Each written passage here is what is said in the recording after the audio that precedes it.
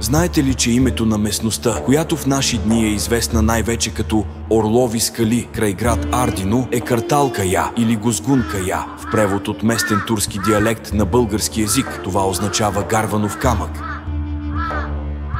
Обектът е набеден и за тракийско светилище и се подвизава като такъв в множество статии и пътеписи, които го описват.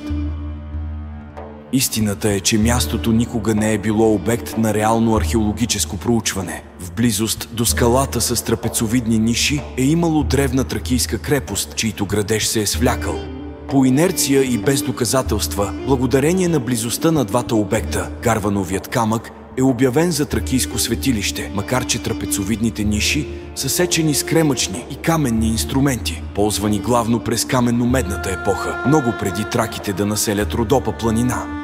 Но пък колко мистично, т.е. тайнствено, защото това е думичката на чист български език, звучи тракийско светилище. Посетителът започва да усеща прилив на енергия, фантазия и миражи за планини от златни съкровища, които полубожествените му предци са заровили непременно на това място, като броял под лупа скалните ниши.